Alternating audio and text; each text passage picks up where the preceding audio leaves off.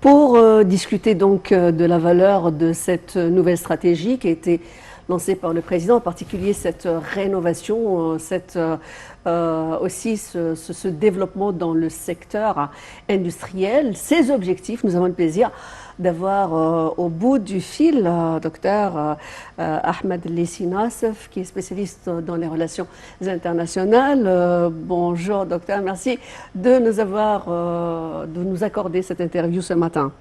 Bonjour à vous, madame. Alors, si on commence par les objectifs, bien entendu, dans ce cadre de réforme de l'industrie, de la mettre au devant de la scène avec les objectifs. Parlez-nous un petit peu de l'importance. Quel est le sens profond des messages qui ont été émis par le président hier, d'après vous, les plus importants? Il y a deux genres d'objectifs, je pense. Le premier genre d'objectifs sont les objectifs directs ou très clairs, et que le gouvernement et l'administration présente du président Sisi est en train de soutenir la direction de l'évolution de l'industrie en Égypte. Ça, pour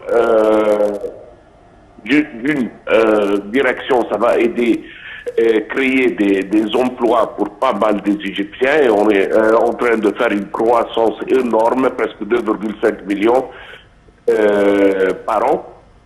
Donc ces gens ont besoin de travail, et c'est l'industrie seulement qui peut absorber ce genre de croissance et donc de besoin de travail.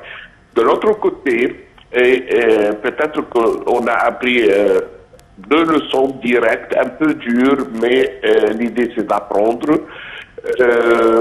Dans les crises du Covid et de la guerre russe-ukrainienne, qu'on ne peut pas être dépendant sur l'importation de tout ce que l'État égyptien a besoin. Et on a des défis économiques qui sont très importants maintenant, et ça a été démontré par la dépendance de l'économie égyptienne sur les importations. Et là, je pense que le président est en train de reverser cette direction et installer des bases industrielles solides en Égypte pour qu'on ne soit pas pris otage ce qui est en train de se passer autour de nous dans le monde. Et une chose que j'ai entendue plusieurs fois et j'ai beaucoup aimé, que c'est pas ce qu'on faisait un peu dans le passé, on ouvrait une usine et on importait plus ou moins tout, peut-être dans des formats différents, et l'usine avait le rôle de l'usine était plus ou moins de mettre ces choses ensemble. Et on dirait que, on disait que on avait de l'industrie en Égypte. Là, aujourd'hui, j'ai entendu plusieurs fois la valeur ajoutée ou le pourcentage, l'expression le pourcentage de la valeur ajoutée en Égypte. Ce qui veut dire qu'on est en train de passer une phase où on avait pratiquement des lignes d'assemblée, plus ou moins, et c'est pas seulement dans les choses physiques, mais ça passe aussi dans les produits chimiques et plus ou moins tout. Donc on apportait les ingrédients et on les mangeait ensemble en Égypte, et voilà, on avait de l'industrie. Mais quand on a été challengé par la crise du Covid, la crise de la Russie, on s'est trouvé que ça, c'était un peu trop superficiel, et ça, c'était pas la solution. Aujourd'hui, ce que j'ai entendu parler plusieurs fois, c'est le pourcentage de la valeur ajoutée localement, et qu'on a des plans, par exemple, il y avait des usines qui avaient des plans de commencer par une valeur ajoutée de 50% et à partir à 70%. Ça, c'est d'un côté, je pense, c'est mettre le focus où il doit être et avoir des objectifs qui sont très réels, si vous voulez, dans le contexte des choses. Ça veut dire qu'on n'a pas dit, on va faire tout à 100%, parce que ça, c'est pas vraiment faisable. C'est très bon, c'est très chaleureux de dire ça, mais en réalité, de l'industrie, ça c'est pas vraiment faisable. Donc là, on a des objectifs qui sont réalistes et vraiment, on est en train de résoudre les vrais, je ne veux pas dire problèmes, mais disons des défis que l'économie et l'industrie égyptienne a. Et ça, c'est un changement que le président Sissi a apporté. C'est un très grand changement de ce qu'on avait dans le passé, où on pourrait dire que c'était un peu... on avait la tendance de maquiller les choses, de présenter les choses d'une façon très positive, alors que la réalité n'était pas ça. Aujourd'hui, on est en train de faire face à nos problèmes, à nos défis comme il le faut, et on est en train de le résoudre. Et je pense, comme quelqu'un qui est spécialisé dans la gestion, c'est ça la seule façon pour vraiment résoudre un problème. C'est pas de maquiller la situation ou dire qu'on n'a pas vraiment ce problème, mais vraiment partir en profondeur et résoudre Docteur les choses. Ahmed El-Lessi, en fait, le chef de l'État a mentionné qu'il fallait multiplier les centres de recherche et fonder des usines qui soient créées en coopération avec le secteur privé. Mais aussi, l'essentiel, c'est de lancer l'enseignement technique. Est-ce que le lancement des écoles techniques et le boost qu'on va donner aux écoles techniques nécessite aussi, ne trouvez-vous pas que ceci nécessite aussi un changement idéologique, étant donné que la plupart des jeunes veulent des universités et des facultés de manière à ce qu'ils soient haut diplômés par les universités. Donc, dans quelle manière peut-on influencer la jeunesse de manière à accepter justement cet enseignement technique? Ça, c'est une très bonne question, mais si vous me permettez, j'aimerais bien partir sur votre première phrase. Quand le président a parlé de lier les centres de recherche entre les affaires et les universités. Ça, c'est un pas...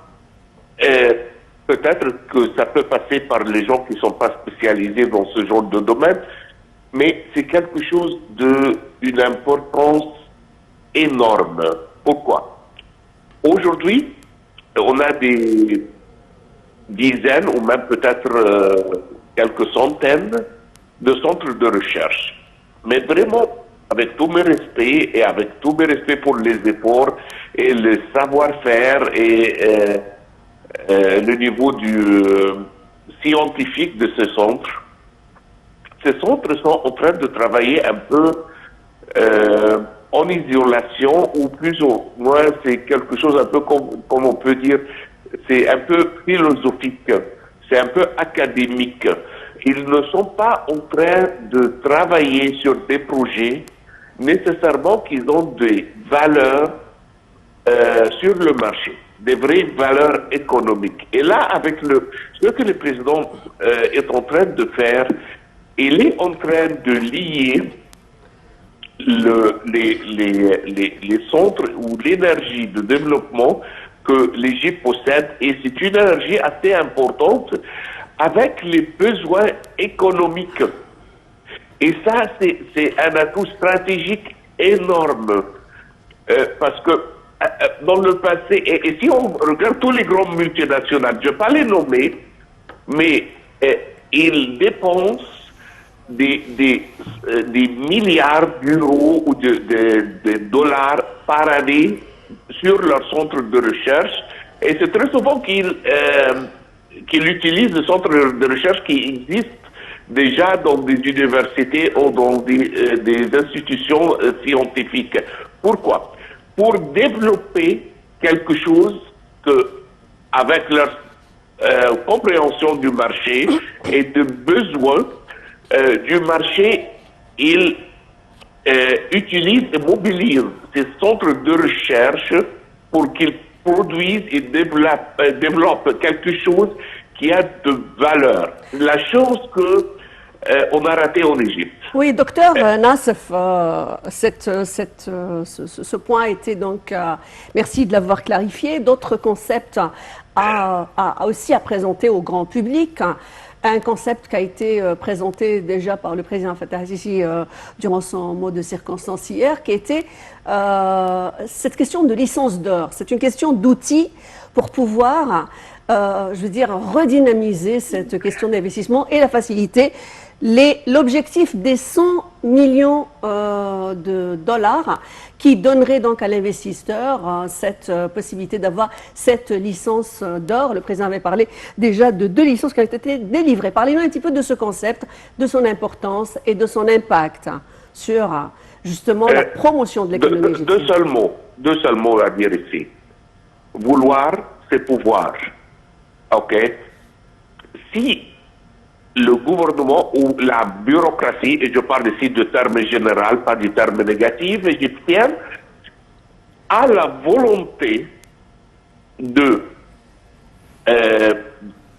permettre ou faciliter la vie des investisseurs qui veulent venir s'installer ici en Égypte, ça veut dire qu'on va être capable, on va pouvoir de faire ce qu'on veut faire.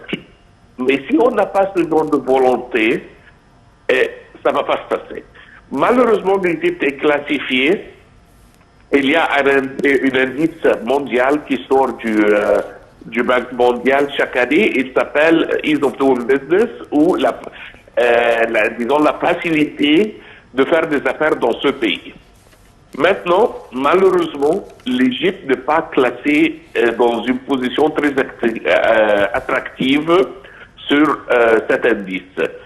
Ce que le président est en train de faire, c'est de faciliter la chose pour le travail ou l'installation des nouveaux investisseurs qui vont venir s'installer en Égypte. Et là, je peux vous constater, moi j'ai passé plus que 30 ans dans des multinationales, c'est cet indice est une des premières choses qu'on regarde avant de prendre la décision d'investir dans un pays.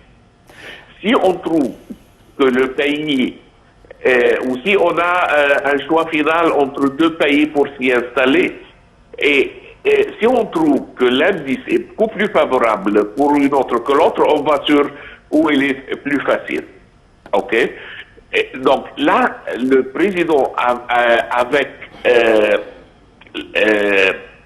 ce qu'il est en train de faire, de simplifier, pas lui-même bien sûr, mais je veux dire que le gouvernement qui est en train de travailler sur ces directives, il est en train de faciliter la vie pour les investisseurs. Ce que j'espère, et c'est ça vraiment la mesure globale ou internationale, c'est la référence de l'industrie globalement. Ce que j'espère qu'on va voir au bout d'un an, que l'Égypte s'est améliorée et a avancé sur cet indice de Ease of Doing Business qui sort chaque année qui est publié par la Banque mondiale. Si on fait ça, l'Égypte automatiquement va devenir une destination beaucoup plus attractive pour l'industrie que pas mal d'autres pays dans notre région. Oui, docteur Ahmed El-Lessi Nassef, vous êtes spécialiste de relations internationales. Nous vous remercions pour votre intervention. Merci à vous, madame, et bonne journée. Merci pareillement. Effectivement, nous aspirons à ce que l'Égypte devienne une destination au niveau de l'investissement, mais ça va sans dire que depuis des millénaires, l'Égypte est une destination touristique. L'Égypte est une destination touristique de par la variété des sites touristiques et de la part de la variété et de la diversité des destinations touristiques, que ce soit le tourisme balnéaire, les sports nautiques, que ce soit le tourisme culturel, du camping et des safaris dans les déserts, les déserts variés que nous avons, que ce soit le désert de cristal, le désert noir et le désert blanc, ou que ce soit le tourisme médical, le tourisme de traitement dans les oasis. Bref, l'Égypte, et de par son climat aussi, est une destination touristique et nous vous invitons actuellement à y faire un tour. À tout de suite.